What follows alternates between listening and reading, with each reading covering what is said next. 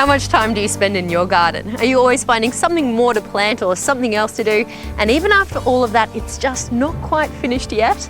Well, we're about to meet a very special couple who have made their garden work for them using smart gardening practices.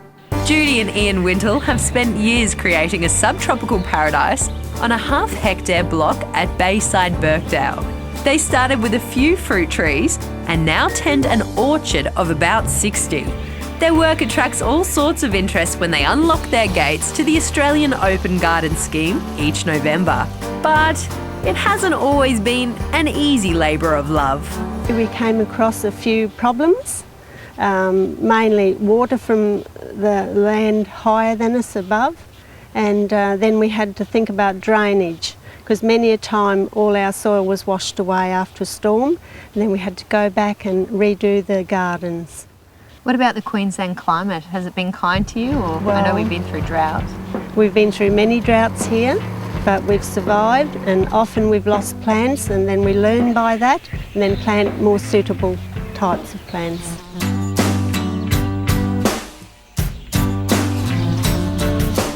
Hey Ian, wow, I've just been speaking to Judy and it sounds like you hit some hurdles along the way with this garden. Oh, we certainly have. We've got 80 foot of solid clay, so we've had to do an awful lot of work and bring a lot of mulch and compost into the garden to get the soil the way it is today. And you see the jackfruit on the tree there? Oh wow. Yeah, they grow quite a lot bigger than that. What's the taste of a jackfruit? Oh, a bit custardy. So what practices do you have to do to maintain the garden these days?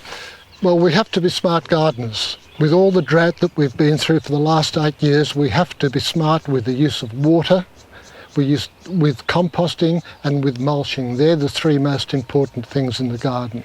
It's quite a large area of space that you've worked with. Did you have to use any machinery? No machinery in this yard whatsoever. Just my back, a shovel and a wheelbarrow. So any other hard workers in this garden?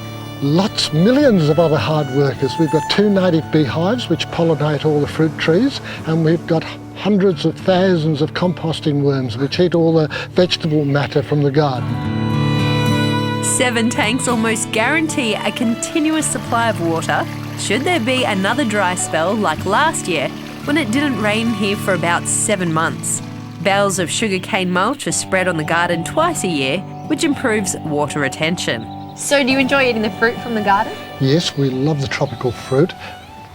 There's not one day in the whole year that we can't go out in the garden and pick something. Judy and Ian call this the Giving Garden. It's at Birkdale and will be in full bloom when it opens on Saturday the 20th and Sunday the 21st of November as part of the Australian Open Garden Scheme. Come along and be inspired by what they've done here. Entry is $6 for adults, but children are free and local charities benefit.